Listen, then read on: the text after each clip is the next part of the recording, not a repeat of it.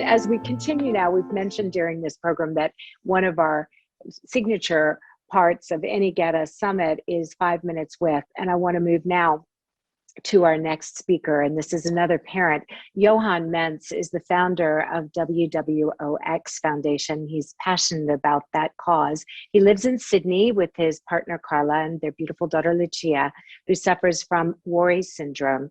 Like a lot of us, Johan is a parent and he has a job. And like a lot of us, he takes his skills from his job and he uses them in advocacy. He uses them to help children like his daughter. He comes from a strong tech background and brings those skills to bear in his foundation's scientific advisory board, where he works with researchers and clinicians to find a cure for WWOX-related syndromes such as Wari and SCAR12.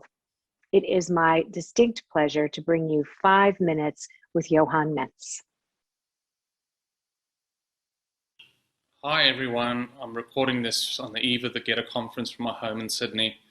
I'm so disappointed that I couldn't make it down to this year's conference due to the COVID lockdown in Melbourne.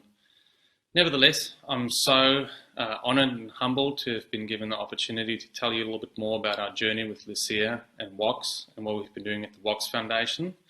And I really have drawn so much inspiration from previous GETA conferences, from all the amazing speakers, and especially the stories of other parents. So to be able to do the same today is really a great thing for me. So let me tell you a little bit more. I'm the father of a beautiful little girl called Lucia, who's almost 4 years old. You can see her on that picture over there. Lucia was born after a stressful delivery and emergency C-section, and we immediately suspected something was not quite right. She didn't cry, and her hands were curled up in little balled fists. But it was only on day 18 of her life, when she suffered her first of many, many seizures, that we realized something serious was going on. And so our journey with epilepsy started. Neither me or my wife Carla have ever known anybody who suffered from epilepsy, so it was very much uncharted waters for us. We remained in hospital for 2 months while Lucia was subjected to a barrage of diagnostic tests to try and determine what's going on. Nothing conclusive was found, but everybody suspected a genetic cause. For the next year, we simply didn't know what to do and felt extremely helpless as we saw Lucia have seizure after seizure. As Lucia's seizures progressed to infantile spasms, she rapidly started losing whatever little development she had to that point. She stopped kicking her legs, stopped vocalizing, and pretty much stopped moving altogether. Shortly before Lucia's first birthday, we finally received a diagnosis. So a full exome study was conducted as part of Professor Ingrid Scheffer's epileptic encephalopathy flagship, which revealed that Lucia has Wari syndrome. Wari syndrome was an emerging syndrome at the time, and probably still is, and not well known by most clinicians. While we were relieved to finally have a diagnosis, we also learned that the prognosis is extremely poor, and that most children with this condition had an average life expectancy of only 4 years. And we were told nothing can be done. It was really the worst day of our lives, and any hope we had for our daughter's future was obliterated in a short 30-minute appointment. It was really, really hard to accept. So there's 2 syndromes associated with mutations of the WOX gene. Wari, spelled W-O-R-E-E, is an acronym for WOX-related epileptic encephalopathy, which is a result of an autosomal recessive mutation of the WOX gene. Wari syndrome is an extremely severe developmental and epileptic encephalopathy, and as with other DEEs, seizures are only part of the picture, and most Wari children fail to achieve any of their major milestones. And this was certainly the case for Lucia. She did not reach any of her milestones. She never learned to roll over, crawl, or vocalize, and to this day, she still doesn't have any neck control, and almost no voluntary movement. Interestingly, as you can see in the slide, WOX is the rarest gene implicated in epilepsy, and this is according to a recent study published in the European Journal of Pediatric Neurology. So it's a very, very small club. As a matter of fact, we're in contact with the parents of approximately 80 children around the world. So after receiving Lucia's diagnosis, I immediately threw myself into the literature and read just about every single paper I could find on the gene. Simultaneously, I did online genetics and molecular biology courses and basically slept very little. I also started reaching out to every WOX researcher I could locate, and thankfully, many responded to my pleas for help. As Lucia has a nonsense mutation on one allele, I found literature that suggested that a compound called amlozanox, which was typically found in mouth ulcer creams and used as a diabetes drug in Japan, could induce read-through of a premature termination codon and also attenuate the process called NMD, or nonsense-mediated decay. I won't go into too much of the gory details, but it really worked very well for Lucia. So before I get to that, in conjunction with Lucia's neurobiologist, Dr. Michael Cardamone, and Dr. Wendy Gold, the head of neurobiology at Kids Research at Westmead in Sydney, we ended up getting approval to treat Lucia experimentally with the drug, and she made some incredible gains. Within 2 weeks of starting, she started moving her legs, and she started vocalizing, became very interactive, as you could see on this little video I'm showing over here. This was stuff she was simply not doing, and she since haven't been doing, because unfortunately after a number of months of really great times in the drug, we had to stop because the manufacturer of the drug, Takeda Pharmaceuticals, withdrew it from the market, and despite so much effort, we couldn't secure any more clinical grade amlozanox anywhere. And unfortunately, within 2 weeks of stopping the drug, Lucia regressed to her previous state. And but it made me realize that restoration of only a small amount of protein could potentially make a massive difference.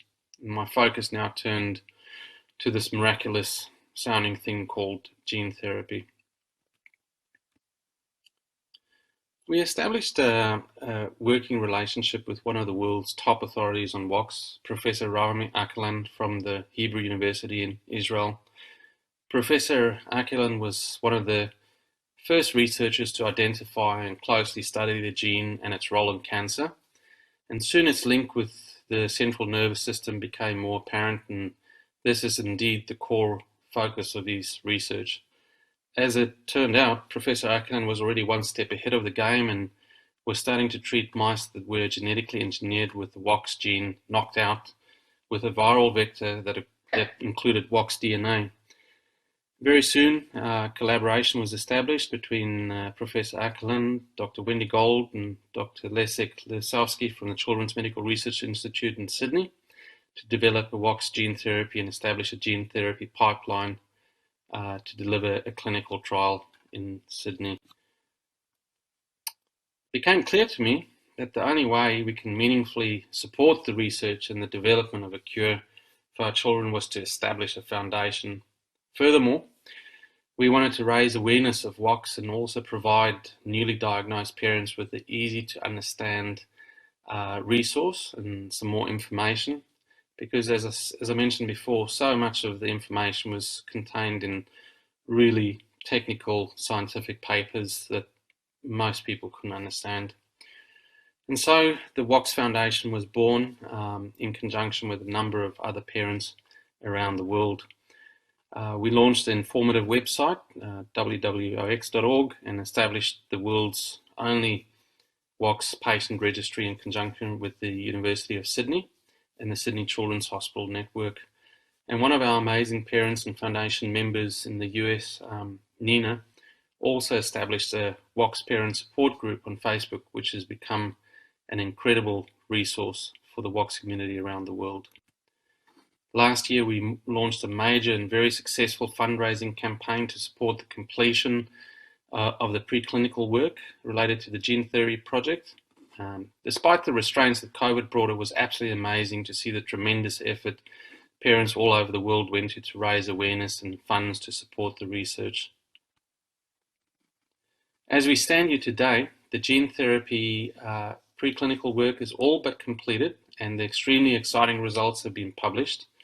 WOX knockout mice are in terrible shape and extremely small. They have relentless seizures and die within a few weeks. However, knockout mice treated with the WOX AAV9 vector, for all intents and purposes, completely rescued from the disease. They catch up with normal wild-type mice in terms of body weight, cognitive ability, and even go on to procreate. So, electrophysiology tests conducted on the treated mice also show complete and immediate cessation of seizures, and the EEGs look the same as wild-type mice. So we're incredibly excited with these results, and we really thank Professor Ackland and his team for all the hard work he's done on this, and we're really hopeful for this to move to a clinical trial soon on the back of these really strong results. I previously mentioned that it was hard for us to accept Lucia's diagnosis, but we've since accepted it, and more importantly, accepted her as the beautiful and cheeky little girl that she is. I've come to realize that despite my daughter's profound impairment, that she's a living and conscious little girl who has the ability to feel love, experience happiness, but sadly also to experience pain and suffering. But acceptance is not quite the same as resignation. We simply won't stop to do whatever we can to improve her quality of life and also to alleviate the suffering of so many other children affected by neurological diseases through our work at the WOX Foundation. Today, Lucia is a happy little girl who absolutely loves being outdoors, and her face lights up when she sees trees. She mostly loves her twice weekly physiotherapy sessions and have enriched our lives more than we ever could imagine. This brave little girl has gone through more than what dozens of adults would go through in a lifetime, and she motivates us so much to keep going and pushing as hard as we can to make a difference. Alleviating the suffering of others, especially children, is one of the most noble causes we can have in our lives, and for this reason I'm in absolute awe and have the deepest respect for the clinicians and scientists who have joined us for this virtual conference today. I really thank you, and you deserve a round of virtual applause. Finally, I want to say this to all the parents who've joined us today. Never lose hope and stay as informed as you can on all the scientific discoveries and developments related to your child's conditions. The scientists and clinicians who we heard from today are relentlessly working towards new solutions, and the advancements in technology is accelerating with every passing month. What may not be possible, a few years ago, may be possible soon.